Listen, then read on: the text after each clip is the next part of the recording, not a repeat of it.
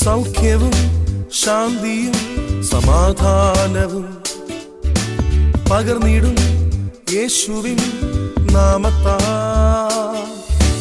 Bible today, Bible today, Bible today, Bible today, Bible today, Bible today.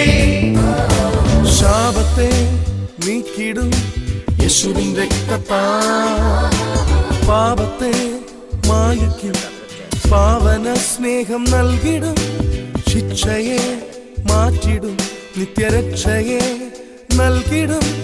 മരണത്തെ നീക്കിടും നിത്യജീവനെ നൽകിടും.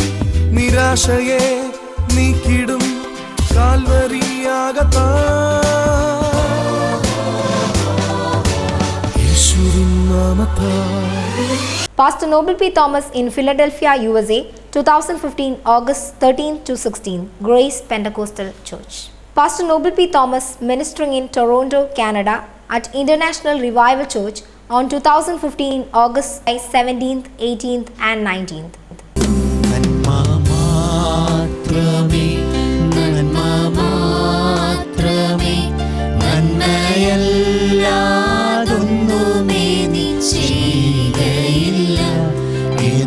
ഭാവിച്ചെന്നാലും എന്തു സഹിച്ചെന്നാലും എല്ലാം യേശുവേ നന്മയ്ക്കായിട്ടല്ലോ.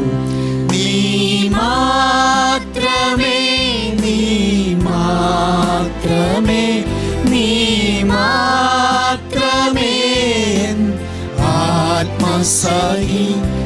എൻ്റെ യേശുവേ, എൻ്റെ ജീവനെ, എൻ്റെ ആശയേ, നീ ഒന്നു മാത്രമേ.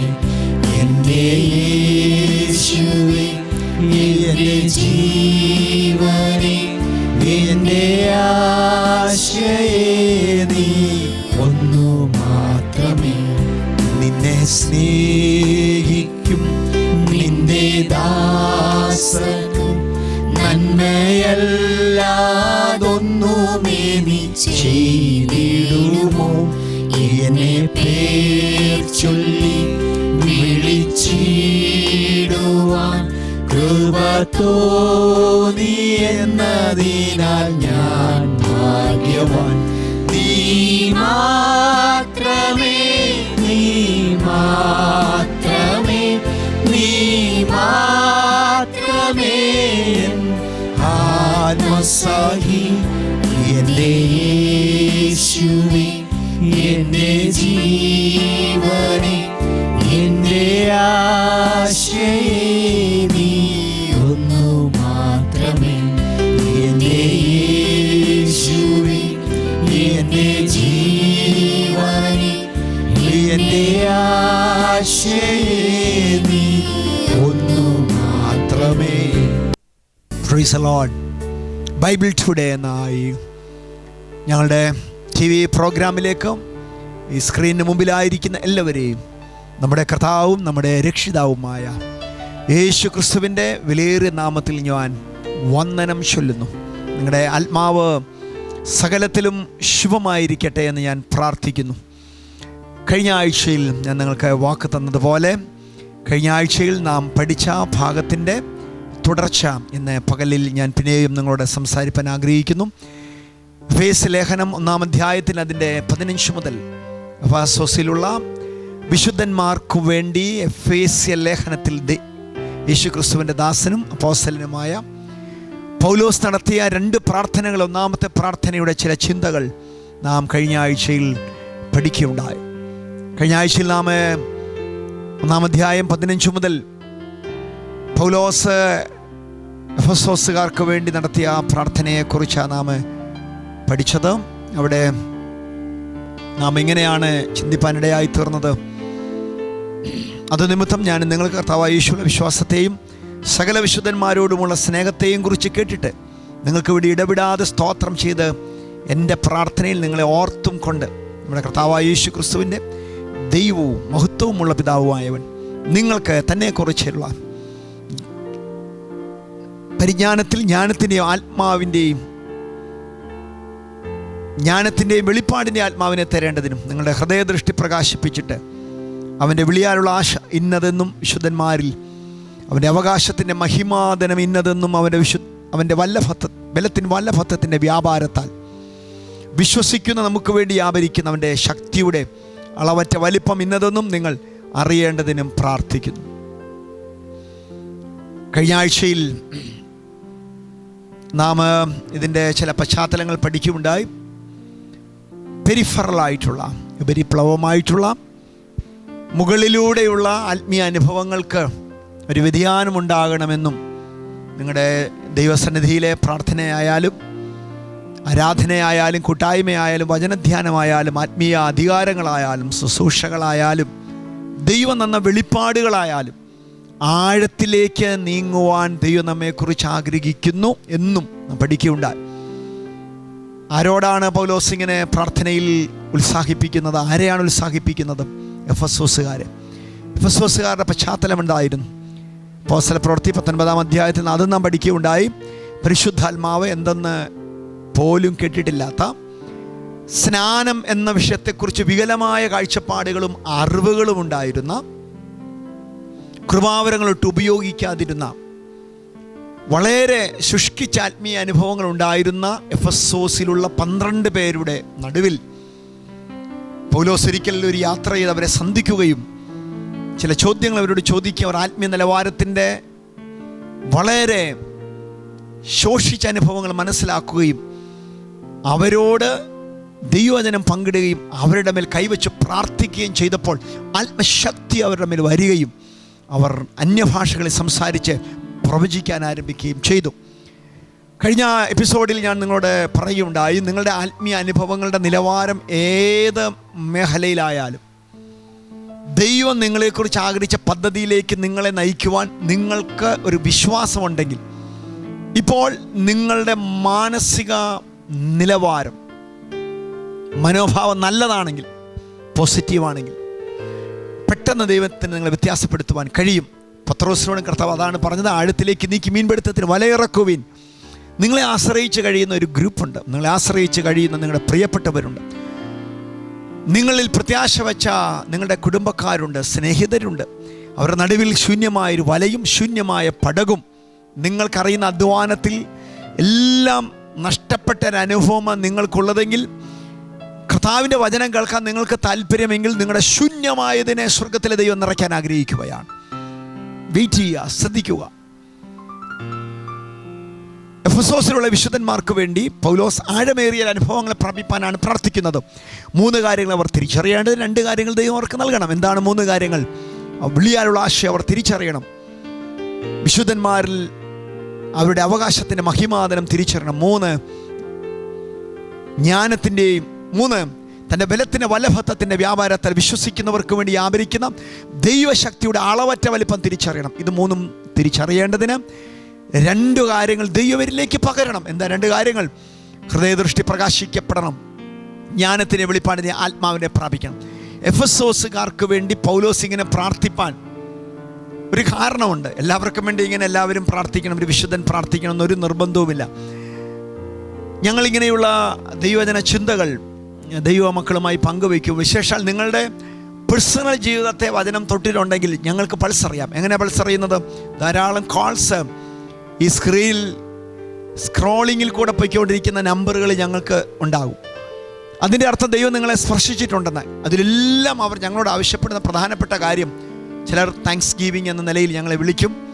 അങ്ങനെയുള്ള പല അനുഭവങ്ങൾ ഞങ്ങൾക്ക് ഉണ്ടാകാറുണ്ട്. ഞങ്ങൾക്കും അത്ഭുതം തോന്നും, ഇങ്ങനെയൊക്കെ ദൈവത്തിന് ഒരാളെ തൊടുവാൻ കഴിയുമോ? കൂടുതൽ പേരും വിളിക്കുമ്പോൾ ഞങ്ങളോട് പറയുന്നത്, ഞങ്ങൾക്ക് വേണ്ടി പ്രാർത്ഥിക്കണേ, ഞങ്ങൾക്ക് വേണ്ടി പ്രാർത്ഥിക്കണമേ. ഈ എപ്പിസോഡും ബൈബിൾ ടുഡേയും മാത്രമല്ല, ഇതിനേക്കാൾ കൂടുതൽ വ്യൂവേഴ്സുള്ള പല എപ്പിസോഡുകളും ചാനലുകളിലുണ്ട്. പ്രയർ ലൈൻ നമ്പറുകൾ അതിൽ കൊടുത്തിട്ടുണ്ട്.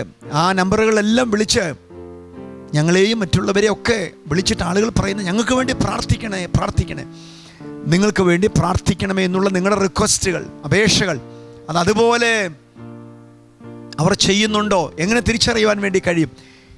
ഇവിടെ പൗലോസ് ഇവർക്ക് വേണ്ടി പ്രാർത്ഥിപ്പാൻ, ഇടവിടാതെ സ്തോത്രം ചെയ്ത് പ്രാർത്ഥിക്കാൻ. അങ്ങനെയാണ് 16-ാമത്തെ വാക്യം പറയുന്നത്. ഒരു കാരണമുണ്ട്. ആ കാരണം ഇതാണ്, നിങ്ങൾക്ക് വേണ്ടി പ്രാർത്ഥിക്കാൻ. എഫെസോസുകാരോട് പറയുക, നിങ്ങൾ ഫോൺ വിളിച്ച് പറഞ്ഞില്ലെങ്കിലും, ഇമെയിൽ ചെയ്തില്ലെങ്കിലും, വാട്സാപ്പ് മെസ്സേജ് തന്നില്ലെങ്കിലും, വിവിധ സോഷ്യൽ മീഡിയകളിലൂടെ ഞങ്ങളെ ഉത്സാഹിപ്പിച്ചിട്ടില്ലെങ്കിലും, നിങ്ങൾക്ക് വേണ്ടി പ്രാർത്ഥിപ്പാൻ എനിക്ക് സന്തോഷമുണ്ട്. ഇടവിടാതെ നിങ്ങൾക്ക് വേണ്ടി പ്രാർത്ഥിപ്പാൻ, സ്തോത്രത്തോടെ പ്രാർത്ഥിക്കാൻ എനിക്ക് സന്തോഷമാണ്. എന്തുകൊണ്ട്? 2 കാരണങ്ങൾ നിമിത്തം. എന്താണ് 2 കാരണങ്ങൾ? ഫോണിൽ ഇടയ്ക്കിടയ്ക്ക് നിങ്ങളെന്നെ വിളിക്കുന്നത് കൊണ്ടല്ല, ഇടയ്ക്കിടയ്ക്ക് കത്തയക്കുന്നത് കൊണ്ടല്ല, സംഭാവനകൾ അയച്ചു തരുന്നത് കൊണ്ടല്ല, നിങ്ങൾക്ക് വേണ്ടി ഇടവിടാതെ സ്തോത്രം ചെയ്ത് പ്രാർത്ഥിപ്പാൻ എന്നെ ഉത്സാഹിപ്പിക്കുന്ന ഒരു കാര്യം, 2 പ്രധാനപ്പെട്ട കാര്യങ്ങളുണ്ട്. നിങ്ങൾക്ക് കർത്താവായ യേശുവിലുള്ള വിശ്വാസത്തെയും സകല വിശുദ്ധന്മാരോടുമുള്ള സ്നേഹത്തെയും കുറിച്ച് കേട്ടിട്ട്, ഇപ്പോൾ എഫെസോസുകാർക്ക് 2 പ്രധാനപ്പെട്ട ക്വാളിറ്റീസ് ഉണ്ട്. ഒന്ന്, കർത്താവായ യേശു ക്രിസ്തുവിലുള്ള അവരുടെ വിശ്വാസം വലിയതാണ്. 2, വിശുദ്ധന്മാരോടുള്ള അവരുടെ സ്നേഹം വലിയതാണ്. നിങ്ങൾ നിങ്ങളെ തന്നെ ഒന്ന് എക്സാമിൻ ചെയ്താട്ടെ. നിങ്ങൾക്ക് കർത്താവിലുള്ള വിശ്വാസം എങ്ങനെയുണ്ട്? അതോ പ്രവാചകരിലാണ് നിങ്ങളുടെ വിശ്വാസം? പ്രസംഗിക്കുന്ന ഞങ്ങളെ പോലുള്ളവരിലാണ് നിങ്ങളുടെ വിശ്വാസം? കൃപാവരങ്ങൾ ഉപയോഗിക്കുന്നവരിലാണ് നിങ്ങളുടെ വിശ്വാസം? പ്രവാചകരിലാണോ നിങ്ങളുടെ വിശ്വാസം? നിങ്ങളുടെ ലീഡേഴ്സിലാണ് നിങ്ങളുടെ വിശ്വാസം? എവിടെയാണ് നിങ്ങളുടെ വിശ്വാസം കിടക്കുന്നത്? കർത്താവായ യേശു ക്രിസ്തുവിലാണ് നിങ്ങളുടെ വിശ്വാസം ഉള്ളതെങ്കിൽ മാത്രമല്ല, വിശുദ്ധന്മാരോട് നിങ്ങളുടെ സ്നേഹം വലുതാണെങ്കിൽ തീർച്ചയായും നിങ്ങൾക്ക് വേണ്ടി പ്രാർത്ഥിക്കാൻ ദൈവം വിശുദ്ധന്മാരെ ആക്കി വെച്ചിരിക്കും.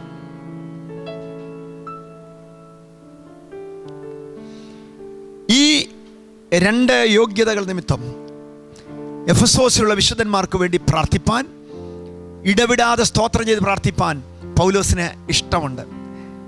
എൻ്റെ മുമ്പിൽ എന്നെ ശ്രദ്ധിക്കുന്ന പ്രിയ മാതാവേ, പിതാവേ, പ്രിയ അങ്കിൾ, ആൻറ്റി, പ്രിയ സഹോദര, സഹോദരി, പ്രിയ കുഞ്ഞ്, നിങ്ങൾക്ക് വേണ്ടി വിശുദ്ധന്മാർ പ്രാർത്ഥിക്കാൻ നിങ്ങൾക്ക് ഇഷ്ടപ്പെടുന്നുണ്ടെങ്കിൽ യേശുവിനെ വിശ്വാസം കൂട്ടിയാട്ടെ. എന്നോട് ചോദിക്കുക, എൻ്റെ ദൈവദാസനെ എങ്ങനെ ഈ വിശ്വാസം വർദ്ധിപ്പിക്കുന്നത്? ഞാൻ പറഞ്ഞു തരാം. റോമാലേഖനം 10:17 പറയുന്ന, എല്ലാം നമുക്ക് ദൈവജനത്തിൽ ഉത്തരമുണ്ട്. 10:17 പറയുന്നത്, വിശ്വാസം കേൾവിയാലും, കേൾവി ദൈവത്തിൻ്റെ വചനത്താലും ക്രിസ്തുവിൻ്റെ വചനത്താലും വരുന്നു. നിങ്ങൾക്ക് യേശു ക്രിസ്തുവിലെ വിശ്വാസം വർദ്ധിക്കണമെങ്കിൽ വചനം കേൾക്കണം.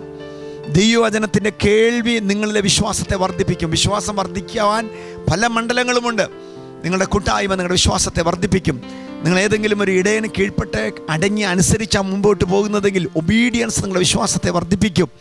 നിങ്ങളിലുള്ള അഭിഷേകം നിങ്ങളുടെ വിശ്വാസത്തെ വർദ്ധിപ്പിക്കും. നിങ്ങളിലുള്ള ദൈവത്തോടുള്ള ബന്ധം, ഉപവാസം, പ്രാർത്ഥന നിങ്ങളുടെ വിശ്വാസത്തെ വർദ്ധിക്കും. പ്രധാനമായും ദൈവവചന കേൾവി നിങ്ങളുടെ വിശ്വാസത്തെ വർദ്ധിപ്പിക്കും. യേശു ക്രിസ്തുവിലുള്ള വിശ്വാസം, വിശുദ്ധന്മാരുള്ള സ്നേഹം, ഇതിൻ്റെ 2ൻ്റെ ലെവൽ നിങ്ങളുടെ അധികമെങ്കിൽ, ഇന്ന് വരെ ഒരിക്കൽ പോലും നിങ്ങൾ അറിഞ്ഞിട്ടും കേട്ടിട്ടുമില്ലാത്ത വിലപ്പെട്ട വിശുദ്ധന്മാർ നിങ്ങൾക്ക് വേണ്ടി സ്തോത്രത്തോടെ, ഇഷ്ടത്തോടെ പ്രാർത്ഥിക്കുമെന്നാണ് ഇവിടെ വചനം പറയുന്നത്. അങ്ങനെ പറയുമ്പോൾ ഇഷ്ടത്തോടെ അല്ലാതെയും പ്രാർത്ഥിക്കുമോ? അങ്ങനെയാണ് എബ്രായ ലേഖനം 13:17 പറയുന്ന അവിടെ പൗലോസ് പറയുന്നത്, നിങ്ങളെ നടത്തുന്നവരെ അനുസരിച്ച് അവർക്ക് കീഴടങ്ങിയിരിപ്പീൻ, അവർ ദൈവസന്നിധിയിൽ കണക്ക് ബോധിപ്പിക്കേണ്ടുന്നവരാണ്. അതുകൊണ്ട് നിങ്ങളുടെ ആത്മാക്കൾക്ക് വേണ്ടി അവർ കണക്ക് കൊടുക്കേണ്ടുന്നവരാകയാൽ നിങ്ങളുടെ ആത്മാക്കൾക്ക് വേണ്ടി അവർ ഞരങ്ങി ദൈവസന്നിധിയിൽ പ്രാർത്ഥിപ്പാൻ ഇടവരരുത്. എന്തുകൊണ്ട് ഞരങ്ങി പ്രാർത്ഥിപ്പാൻ ഇടവരരുത്? നിങ്ങൾ അവരോടുള്ള നിങ്ങളുടെ സംസർഗത്തിൽ അവർക്ക് സന്തോഷം കൊടുക്കുന്നവരായിരിക്കാം. എങ്ങനെ? അനുസരണക്കേട് കാണിക്കുമ്പോൾ. അതുകൊണ്ട് നിങ്ങളുടെ നേതൃത്വങ്ങളെ, നിങ്ങളുടെ ഇടയനെ, നിങ്ങളുടെ ദൈവദാസന്മാരെ, നിങ്ങളുടെ ലീഡർഷിപ്പിനെ എല്ലാ മേഖലയിലും അനുസരിക്കാൻ നിങ്ങൾ തയ്യാറാകുമ്പോൾ നിങ്ങൾക്കാക്കി വെച്ച നിങ്ങളെ ഭരിക്കുവാൻ നിങ്ങൾക്ക് വേണ്ടി ആക്കി വെച്ച നിയമിച്ചിട്ടുള്ള ഇടയന്മാർ, നേതൃത്വ നിരയിലുള്ളവർ നിങ്ങൾക്ക് വേണ്ടി സന്തോഷത്തോടെ പ്രാർത്ഥിക്കും. മുമ്പിലേക്ക് വരാം.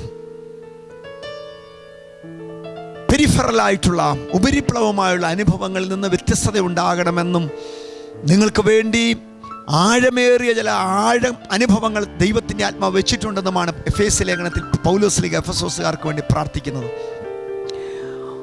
അങ്ങനെയുള്ള അനുഭവങ്ങളിലൂടെ നിങ്ങൾ കടന്നു പോകണമെങ്കിൽ ദൈവം നിങ്ങൾക്ക് പ്രധാനപ്പെട്ട 2 അനുഭവങ്ങൾ നൽകണം. നിങ്ങളുടെ ഹൃദയദൃഷ്ടി പ്രകാശിപ്പിക്കണം. അതിന് ദൈവം തന്നെ നിങ്ങളെ സഹായിച്ചേ പറ്റൂ. അതിനാണ് പൗലോസ് അവർക്ക് വേണ്ടി പ്രാർത്ഥന. 2, ജ്ഞാനത്തിൻ്റെ വെളിപ്പാടിൻ്റെ ആത്മാവിനെ ദൈവം നിങ്ങൾക്ക് വേണ്ടി പകരണം. അതിന് ദൈവവചനപ്രകാരം നയിക്കുന്ന ഒരു ആത്മശക്തി നിങ്ങളിലേക്ക് വ്യാപരിക്കണം. ദൈവത്തിന് ആത്മാവിനെ അനുസരിക്കുന്നൊരു മേഖല നിങ്ങളിൽ ഉണ്ടായിരിക്കണം. പഴയ നിയമത്തിൽ ഇങ്ങനെ ഒരു ഭാഗമുണ്ട്. പ്രവാചകനെ ദൈവം വെളിപ്പാടിൽ കൂട്ടിക്കൊണ്ട് പോകുമ്പോൾ 1000 മുഴം അളക്കുമ്പോൾ, ദൂതൻ അളക്കുമ്പോൾ അവൻ ചലിക്കുന്ന മണ്ഡലങ്ങളിൽ ചെറിയ തോതിൽ ആരംഭിച്ച ഒരു ചെറിയ ഉറവ് ഒരു പ്രവാഹമായി മാറുകയും 1000 മുഴം കഴിയുമ്പോൾ നരിയാണിയോളം, തുടർന്ന് ദൂതൻ 1000 മുഴം അളക്കുമ്പോൾ മുട്ടോളവും, തുടർന്ന് 1000 മുഴം അളക്കുമ്പോൾ അരയോളവും, തുടർന്ന് 1000 മുഴം അളക്കുമ്പോൾ നീന്തിയിട്ടല്ലാതെ കടക്കാൻ കഴിയാത്ത വലിയൊരു പ്രവാഹത്തിലേക്ക് എത്തുന്നുണ്ട്. ഒരു കാര്യം മാത്രം ആ മണ്ഡലത്തിൽ നിങ്ങളെ പഠിപ്പിക്കാനാണ് ഞാൻ ആഗ്രഹിക്കുന്നത്. അളക്കുന്നത് ദൂതനാ, നടക്കുന്നത് ദർശനം കാണുന്നവനാ. നാം പലപ്പോഴും അളക്കുന്നവരാകുകയാണ്. പരിശുദ്ധാത്മാവ് പറയുന്നിടത്തൂടെ നാം നടക്കാൻ തയ്യാറായാൽ, അളക്കുന്നവരായും വിമർശിക്കുന്നവരായും മാർക്കിടുന്നവരുമായിട്ടല്ല, പരിശുദ്ധാത്മാവും വചനവും നമ്മെ ഉപദേശിക്കുന്ന മേഖലയിൽ നാം നടക്കാൻ തയ്യാറായാൽ കവിഞ്ഞൊഴുകുന്ന, നീന്തിയിട്ടല്ലാതെ കടപ്പാൻ കഴിയാത്ത ഒരു ആത്മപ്രവാഹത്തിലേക്ക് ദൈവം നമ്മെ നയിക്കുന്ന ഒരു അനുഭവമുണ്ട്. അങ്ങനെ വളരെ ഡീപ്പർ ലെവലിൽ ഡെപ്തായിട്ടുള്ള എല്ലാ ആത്മീയ വെളിപ്പാടുകൾക്കായി നിങ്ങളെ നയിപ്പാൻ സ്വർഗത്തിലെ ദൈവത്തിന് താല്പര്യമുണ്ട്. ഇവിടെ 3 മേഖലകൾ തിരിച്ചറിയും. എന്താ 3 മേഖലകൾ? വിളിയാലുള്ള ആശ. ഞാനത് പറയുമ്പോൾ എഫേസ്യ ലേഖനം 1-ാം അധ്യായം 3-ാമത്തെ വാക്യം പറയുന്നു, സ്വർഗത്തിലുള്ള സകല ആത്മീയ അനുഗ്രഹങ്ങളാലും ക്രിസ്തുവേശുവിൽ നമ്മെ അനുഗ്രഹിച്ചിരിക്കുന്ന പിതാവാം ദൈവം. 4-ാം വാക്യം പറയുന്നു,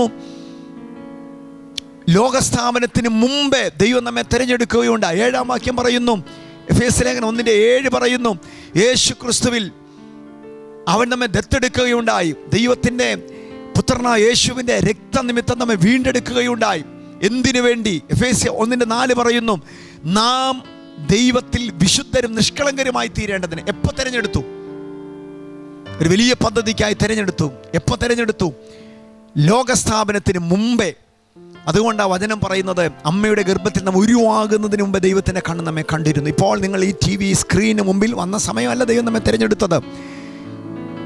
ലോകസ്ഥാപനത്തിന് മുമ്പേ നമ്മെ തിരഞ്ഞെടുത്തു. എന്തിനു വേണ്ടി തിരഞ്ഞെടുത്തു? ദൈവത്തിൽ നാം നിഷ്കളങ്കരും വിശുദ്ധരുമായി തീരേണ്ടതിനായി നമ്മെ തിരഞ്ഞെടുത്തു. തുടർന്ന് വചനം പറയുന്നു, വിളിയാലുള്ള ആശ. 2, വിശുദ്ധന്മാരിൽ അവർ അവകാശത്തിൻ്റെ മഹിമാധനം. എന്താ അതിനെ അർത്ഥമാക്കുന്നത്? ഇപ്പോൾ നാം ഈ ലോകത്തിൽ ജീവിക്കുമ്പോൾ 70 ഏറിയാൽ 80 വർഷമോ നാം ജീവിക്കുമ്പോൾ നമുക്ക് ഉത്തരം കിട്ടാത്ത ഒത്തിരി പ്രാർത്ഥനാ വിഷയങ്ങളുണ്ട്. നമുക്ക് മറുപടി ലഭിക്കാത്ത ഒത്തിരി വിഷയങ്ങളുണ്ട്. സൗഖ്യമാകാത്ത രോഗങ്ങൾ. ഒന്നിലും നിരാശപ്പെടരുത്. 1 കൊരിന്ത്യർ 15:19 പറയുന്നു, നിങ്ങളുടെ പ്രത്യാശ ഈ ആയുസ്സിൽ മാത്രമുള്ളതാണെങ്കിൽ നിങ്ങൾ സകല മനുഷ്യന്മാരെക്കാളും അരിഷ്ടരത്രേ. അതുകൊണ്ട് എന്താ അർത്ഥമാക്കുന്നത്? നിങ്ങളിപ്പോൾ കേൾക്കുന്ന ഈ സമയം നിങ്ങൾ വാ തുറന്ന് പറയുന്ന ഒരു സ്തോത്രം, നിങ്ങളുടെ പ്രാർത്ഥന, കണ്ണുനീര്, ഇതെല്ലാം നിത്യതയുമായി ബന്ധപ്പെട്ടാണ് കിടക്കുന്നത്. 70 ഏറിയാൽ 80 വർഷം നാം ഈ ആയുസ്സിൽ ജീവിക്കുന്നത് നിത്യതയിൽ നാം ദൈവത്തോടു കൂടിയാണോ പിശാചനോട് കൂടിയാണോ വസിക്കേണ്ടതെന്ന് തിരഞ്ഞെടുക്കാനാണ്. അതിനുവേണ്ടി ദൈവം തന്നൊരു പീരീഡാണ് ഈ ആയുസ്. ഇവിടെ നമുക്ക് പല പ്രാർത്ഥനകൾക്കും മറുപടി ലഭിച്ചില്ലെങ്കിലും വിശുദ്ധന്മാരിൽ അവൻ്റെ അവകാശത്തിൻ്റെ മഹിമാധനം സ്വർഗത്തിൽ സൂക്ഷിച്ചിട്ടുണ്ട്. 1 പത്രോസ് 1-ാം അധ്യായം 4-5 വാക്യങ്ങളിൽ പറയുന്നു, ഒടുക്കത്തെ നാളിൽ ദൈവം വിശ്വസിക്കുന്നവർക്ക് വേണ്ടി ദൈവശക്തിയാൽ ദൈവം സൂക്ഷിച്ച ഈ വിലപ്പെട്ട വിശ്വാസത്തിന് ദൈവശക്തിയാൽ കാത്തിട്ടുള്ള ചില അനുഗ്രഹിക്കപ്പെട്ട അനുഭവങ്ങളുണ്ട്. 1 പത്രോസിൻ്റെ ലേഖനം 1-ാം അധ്യായം 4-ാം വാക്യത്തിൽ ഞാൻ ആ പദം വായിക്കുന്നു, അന്ത്യകാലത്തിൽ വെളിപ്പെടുവാൻ ഒരുങ്ങിയിരിക്കുന്ന രക്ഷയ്ക്ക് വിശ്വാസത്താൽ ദൈവശക്തിയിൽ കാക്കപ്പെടുന്ന നിങ്ങൾക്ക് വേണ്ടി സ്വർഗത്തിൽ സൂക്ഷിച്ചിരിക്കുന്നതും ക്ഷയം, മാലിന്യം, വാട്ടം എന്നിവ ഇല്ലാത്തതുമായ അവകാശത്തിനായി തന്നെ വീണ്ടും ജനിപ്പിച്ചിരിക്കുന്നു. ദൈവമക്കളെ, ഇവിടെ കാണുന്ന ഒരു പ്രധാനപ്പെട്ട വസ്തുത, വിശുദ്ധന്മാരിൽ അവൻ്റെ അവകാശത്തിൻ്റെ മഹിമാധനം, വചനം വെളിപ്പെടുത്തുന്ന മഹിമാധനത്തിൽ ഒന്ന്, അന്ത്യകാലത്തിൽ വെളിപ്പെടുവാൻ ഒരുങ്ങിയിരിക്കുന്ന രക്ഷയ്ക്ക് വിശ്വാസത്താൽ ദൈവശക്തിയാൽ കാക്കപ്പെടുന്ന നിങ്ങൾക്ക് വേണ്ടി സ്വർഗത്തിൽ സൂക്ഷിച്ചിരിക്കുന്നു. ക്ഷയം, മാലിന്യം, വാട്ടം എന്നിവ ഇല്ലാത്തതുമായ അവകാശത്തിനായി തന്നെ നിങ്ങളെ വീണ്ടും ജനിപ്പിച്ചിരിക്കുന്നു. ഇതിൻ്റെ അകത്തൊരു ആഴമേറിയ മർമ്മമുണ്ട്. വിശുദ്ധന്മാർക്ക് വേണ്ടി ദൈവം ചിലതൊക്കെ സൂക്ഷിച്ചിട്ടുണ്ട്. നാം ഫ്രിഡ്ജ് ഉപയോഗിക്കാറുണ്ട് വീടുകളിൽ. ഫ്രിഡ്ജിൽ വെക്കുന്ന ഒരു സാധനം എങ്ങനെയാണ് കേടാകാതിരിക്കുന്നത്? അതിനകത്ത് കംപ്രസർ എന്ന് പറയുന്ന ഒരു ഡിവൈസ് ക്രമീകരിക്കുന്ന ടെമ്പറേച്ചറിലാണ്. ഒരു ടെമ്പറേച്ചറിൽ അത് അന്തരീക്ഷം അതിനകത്ത് ക്രമീകരിക്കപ്പെടുമ്പോൾ ആ തണുപ്പ് നിമിത്തം അതിൻ്റെ അകത്ത് നീണ്ട നാളുകളായിരിക്കുന്ന വസ്തുവകകൾ കേടാകാതിരിക്കുന്നത് പോലെ വിശ്വാസത്താൽ ദൈവശക്തി നിമിത്തം നിങ്ങൾക്ക് ഒരു സുരക്ഷിതത്വമുണ്ട്. ദൈവശക്തിയാൽ കാക്കപ്പെടുന്ന, നിങ്ങൾക്ക് ഫ്രിഡ്ജിൻ്റെ അകത്ത് ടെമ്പറേച്ചർ ആ വസ്തുവിനെ കേടാകാൻ സൂക്ഷിക്കുന്നത് പോലെ തന്നെ അന്ത്യകാലത്തിൽ വെളിപ്പെടുവാൻ ഒരുങ്ങിയിരിക്കുന്ന രക്ഷയ്ക്ക് വിശ്വാസത്താൽ ദൈവശക്തിയാല ഒരു വിശ്വത്തിനെ ദൈവം കാത്ത് സൂക്ഷിക്കുന്നത്. ആ കവറിങ്ങിൽ സ്വർഗത്തിൽ സൂക്ഷിച്ചിരിക്കുന്ന ക്ഷയം, മാലിന്യം, വാട്ടം എന്നിവയില്ലാത്ത ഒരു അവകാശത്തിനെ ദൈവം നമ്മെ വീണ്ടും ജനിപ്പിച്ചിരിക്കുകയാണ്. ഇന്നിവിടെ കാണുന്നതെല്ലാം ക്ഷയിക്കും. ഇന്നിവിടെ കാണുന്ന പലതിലും മാലിന്യമുണ്ട്. ഇവിടെ ഉള്ള പലതും വാട്ടം സംഭവിക്കുന്നതാണ്. എന്നാൽ വിശുദ്ധന്മാരിൽ അവൻ്റെ അവകാശത്തിന് മഹിമാതനം സ്വർഗത്തിൽ ദൈവം സൂക്ഷിച്ചിരിക്കുന്നത് ക്ഷയമില്ലാത്തതാണ്, മാലിന്യമില്ലാത്തതാണ്, വാട്ടമില്ലാത്തതാണ്. എൻ്റെ ശരീരം ക്ഷയിക്കും. നാം കാണുന്ന പല ലോകത്തിലുള്ളതിൽ മാലിന്യമുണ്ട്. നിങ്ങൾ വാങ്ങുന്ന പാലിൽ മാലിന്യമുണ്ട്, വസ്തുവകകളിൽ മാലിന്യമുണ്ട്. ഇപ്പോൾ അടുത്ത കാലഘട്ടത്തിൽ നെസ്ലെ എന്ന് പറയുന്ന കമ്പനിയുടെ ഇന്ത്യയിലുള്ള അനേകർ ഉപയോഗിച്ചിരിക്കുന്ന മാഗി എന്ന് പറയുന്ന നൂഡിൽസ് ഹാനികരമെന്ന് ഗവൺമെൻറ് തിരിച്ചറിഞ്ഞിട്ട് അത് മൊത്തത്തിൽ നിരോധിച്ചു. അപ്പോൾ അതിൽ മാലിന്യമുണ്ട്. നിങ്ങൾക്ക് ലഭിച്ചുകൊണ്ടിരിക്കുന്ന സ്നേഹം അത് വാട്ടം സംഭവിക്കുന്നതാണ്. ബന്ധങ്ങൾക്ക് വാട്ടം സംഭവിക്കും. നിങ്ങൾക്ക് ലഭിക്കുന്ന ആരോഗ്യത്തിന് വാട്ടം സംഭവിക്കും. ക്ഷയവും മാലിന്യവും വാട്ടമുള്ള പലതിലുമാണ് നാം ഇപ്പോൾ ഉൾപ്പെട്ട് നിൽക്കുന്നത്. എന്നാൽ സ്വർഗത്തിൽ നമുക്ക് വേണ്ടി സൂക്ഷിച്ചതിൽ ക്ഷയമില്ല. സ്വർഗത്തിൽ നമുക്ക് വേണ്ടി സൂക്ഷിച്ചതിൽ മാലിന്യമില്ല. സ്വർഗത്തിൽ നമുക്ക് വേണ്ടി സൂക്ഷിച്ചതിൽ വാട്ടമില്ല. ഇത് നാം തിരിച്ചറിയണമെങ്കിൽ നമ്മുടെ ഹൃദയദൃഷ്ടി പ്രകാശിപ്പിക്കപ്പെടണം. ഇത് നാം തിരിച്ചറിയണമെങ്കിൽ നമുക്ക് ജ്ഞാനത്തിൻ്റെ വെളിപ്പാടിനെ ആത്മാവിനെ സ്വർഗത്തിലെ ദൈവം നൽകണം. വിളിയാനുള്ള ആശ തിരിച്ചറിയുവാൻ, വിശുദ്ധന്മാരിൽ അവരുടെ അവകാശത്തിൻ്റെ മഹിമാതനം തിരിച്ചറിയുവാൻ സ്വർഗത്തിലെ ദൈവം ഇന്ന് ഞാൻ ഈ പ്രസംഗിക്കുന്ന ഈ എപ്പിസോഡിലൂടെ ഇന്ന് വരെ പകർന്നിട്ടില്ലാത്ത ഒരു ആത്മശക്തി നിങ്ങളുടെ മൺകൂടാരത്തിലേക്ക് ദൈവം പകരും. എന്തിനു വേണ്ടി? സൂക്ഷിക്കപ്പെട്ടിരിക്കുന്ന വിശുദ്ധന്മാർക്ക് വേണ്ടി ദൈവം സൂക്ഷിച്ചിരിക്കുന്ന അവകാശത്തിന് മഹിമാതനം തിരിച്ചറിയുവാൻ, ക്ഷയമില്ലാത്തതിനെ തിരിച്ചറിയുവാൻ, മാലിന്യമില്ലാത്തതിനെ തിരിച്ചറിയുവാൻ, വാട്ടമില്ലാത്തതിനെ തിരിച്ചറിയുവാൻ. ഇഷ്ടമാണെങ്കിൽ നിങ്ങൾക്ക് വേണ്ടി പ്രാർത്ഥിപ്പാൻ വേണ്ടി ആഗ്രഹിക്കുകയാണ്. പെരിഫറലായിട്ടുള്ള അനുഭവമല്ല. എൻ്റെ ദൈവമക്കളെ, ഈ വെളിപ്പാട്, ഈ ജ്ഞാനം, ഈ ഹൃദയത്തിൻ്റെ അകക്കണ്ണുകളുടെ കാഴ്ച നിങ്ങൾക്ക് ലഭ്യമായ മനുഷ്യമായ മണ്ഡലത്തിൽ നമുക്ക് താമസമെന്ന് തോന്നുന്ന പ്രാർത്ഥനാ വിഷയങ്ങളിലുള്ള നിങ്ങളുടെ നിരാശ മാറും. കാത്തിരിപ്പിലുള്ള നിരാശ മാറും. നിരാശ നിമിത്തമുള്ള രോഗം മാറിപ്പോകും. നിങ്ങളുടെ അകത്ത് ഇന്ന് വരെ ഇല്ലാത്ത ദൈവശക്തി ആവരിക്കും. അതിനുവേണ്ടി ഇന്ന് പകൽ ഞാൻ നിങ്ങൾക്ക് വേണ്ടി പ്രാർത്ഥിപ്പാൻ ആഗ്രഹിക്കുകയാണ്. നിങ്ങൾ വിശ്വസിക്കുന്നുണ്ടെങ്കിൽ ദയവ് ചെയ്ത് കണ്ണുകളെ അടച്ചാട്ട്. സ്വർഗീയ പിതാവേ, ഈ ജനത്തിന് വേണ്ടി ഞാൻ പ്രാർത്ഥിക്കുകയാണ്. കഴിഞ്ഞ 2 എപ്പിസോഡിലായി എഫെസോസുകാർക്ക് വേണ്ടിയുള്ള ആഴത്തിലുള്ള അനുഭവങ്ങൾക്കായി പൗലോസിൻ്റെ പ്രാർത്ഥനയെക്കുറിച്ച് അങ്ങ് പഠിപ്പാനിടയായി തീർന്നു. ദൈവമേ, വിശുദ്ധന്മാർ ഞങ്ങൾക്ക് വേണ്ടി പ്രാർത്ഥിപ്പാൻ ഞങ്ങളിലുള്ള യേശു ക്രിസ്തുവിലെ വിശ്വാസത്തെ വർദ്ധിപ്പിക്കണമേ. അതിനുവേണ്ടി ദൈവവചന കേൾവി ഞങ്ങളിൽ വർദ്ധിപ്പിക്കണമേ. വിശുദ്ധന്മാർ ഞങ്ങൾക്ക് വേണ്ടി പ്രാർത്ഥിപ്പാൻ ദൈവമേ വിശുദ്ധരോടുള്ള ഞങ്ങളുടെ സ്നേഹം വർദ്ധിപ്പിക്കണമേ. അങ്ങനെയെങ്കിൽ വിശുദ്ധന്മാർ ഞങ്ങൾക്ക് വേണ്ടി പ്രാർത്ഥിക്കുമ്പോൾ വിളിയാനുള്ള ആശ തിരിച്ചറിയുവാൻ, വിശുദ്ധന്മാർ അവരവകാശത്തിന് മഹിമാതനം തിരിച്ചറിയുവാൻ, ഞങ്ങൾക്ക് വേണ്ടി വ്യാപരിക്കുന്ന ബലത്തിന് വല്ലഭത്വത്താൽ വിശ്വസിക്കുന്നവർക്ക് വേണ്ടി വ്യാപരിക്കുന്ന ദൈവശക്തിയുടെ അളവറ്റ വലിപ്പം തിരിച്ചറിയുവാൻ, ജ്ഞാനത്തിൻ്റെ വെളിപ്പാടിൻ്റെ ആത്മാവിനെ ജനത്തിലേക്ക് ദൈവം പകരണമേ. ഹൃദയ ദൃഷ്ടി ഇന്ന് പകൽ തുറക്കട്ടെ യേശുവിൻ്റെ നാമത്തിൽ.